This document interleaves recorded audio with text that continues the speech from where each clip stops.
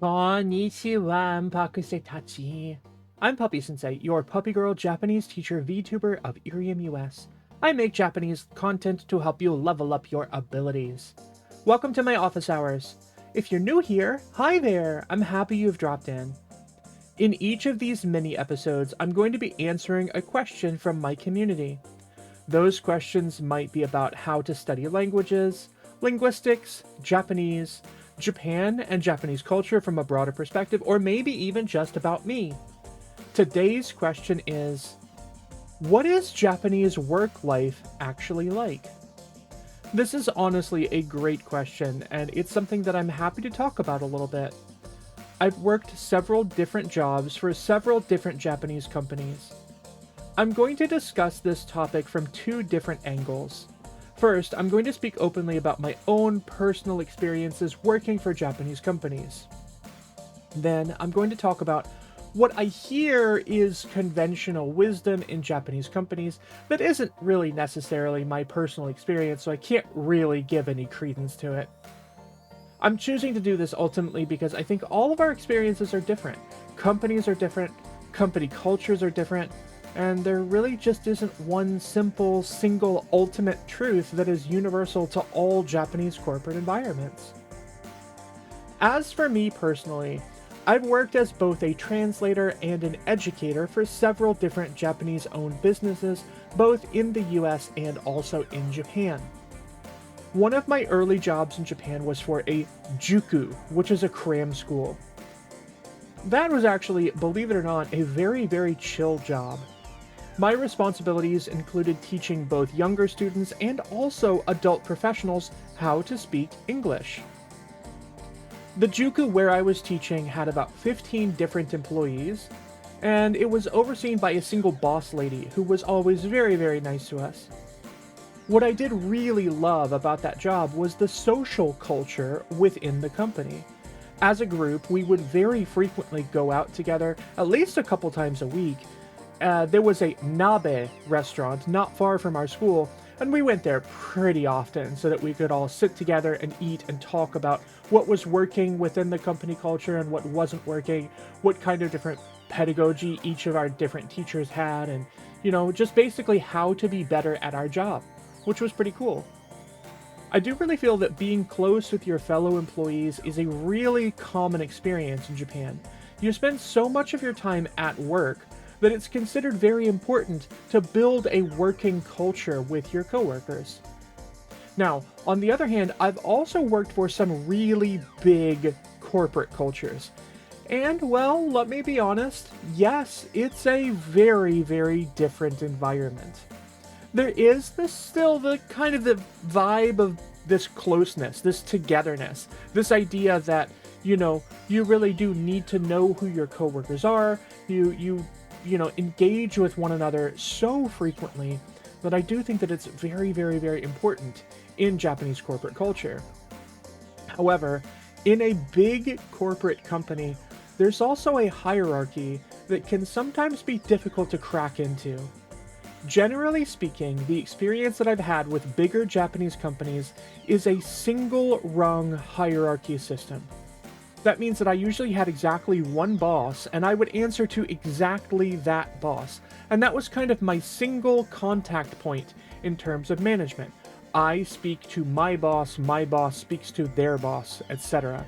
That means for the most part, I had very little contact with my boss's boss. I would very, very, very rarely see them or interact with them. And that was part of the company culture.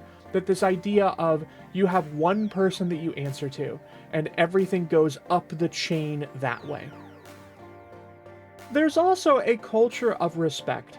There are small things that I think are somewhat unexpected. As a newish / younger employee, a new hire, everyone has higher seniority over you. They've all been there longer, and as a result, they get a little bit more respect. There are some perks to having been with a company for a longer time. The experience I definitely had is that I was often the one that was expected to be the last to leave the office. The junior member is usually the one who kind of takes on the responsibility of being there until the end of the day. And ordinarily, that kind of means that you should wait until your boss and all of your senpai leave before you leave to go home.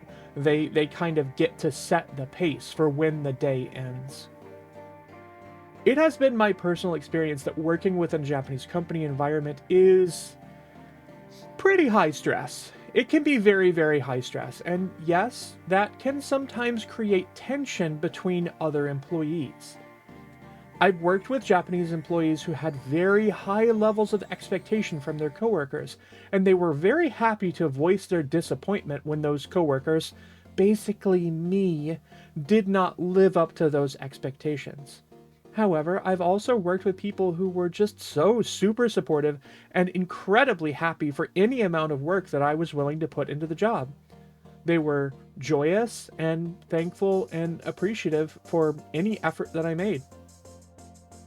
You might also find that that's the same when you talk to Japanese people. There are some Japanese people that you speak to and they say, your Japanese is not very good. And there are other Japanese people that you speak to and they go, wow, I can't believe that you're able to put a sentence together. In the end, people are different, right?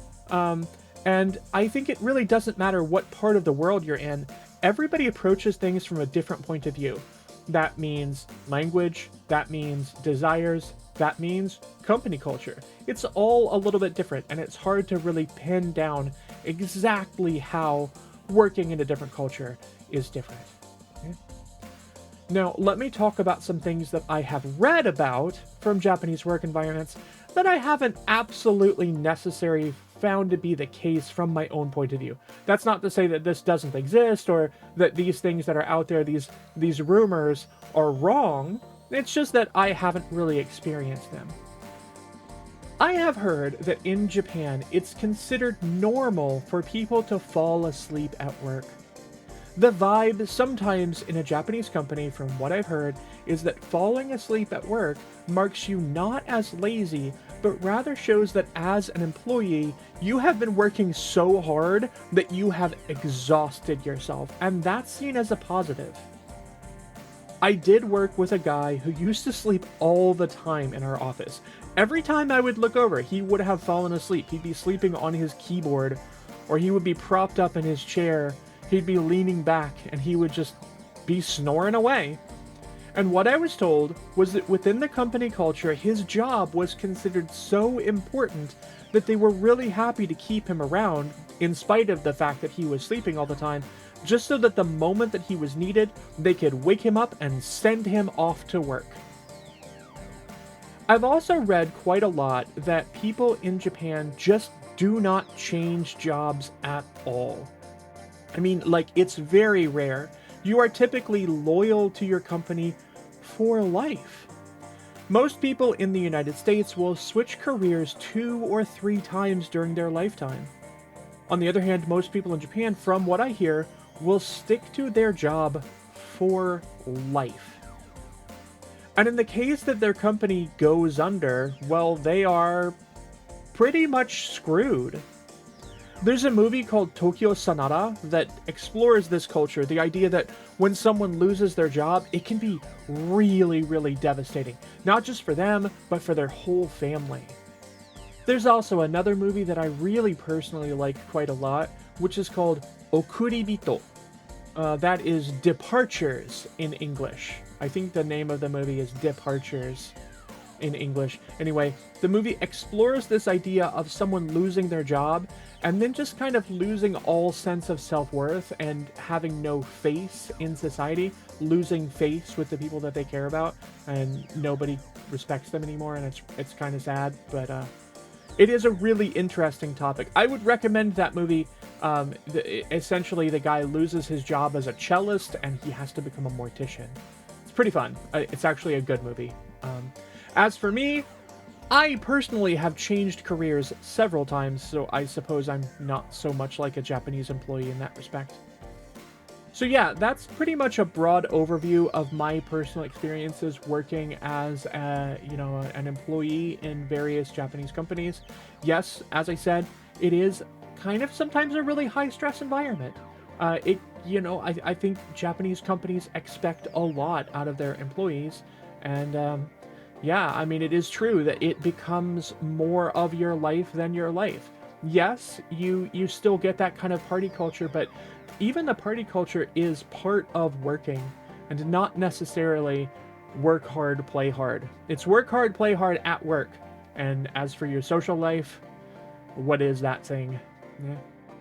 It is kind of easy to see why there are social problems within Japan that we can guess, about people working too hard and being driven to stress. So, anyway, um, if you ever have any other specific questions about work culture in Japan or any other topics that you want to hear about, I'm really, really happy to address them, answer them, and talk about them to the best of my ability. But for now, thanks for tuning in, and I'll see you next time on Office Hours. Until then, またね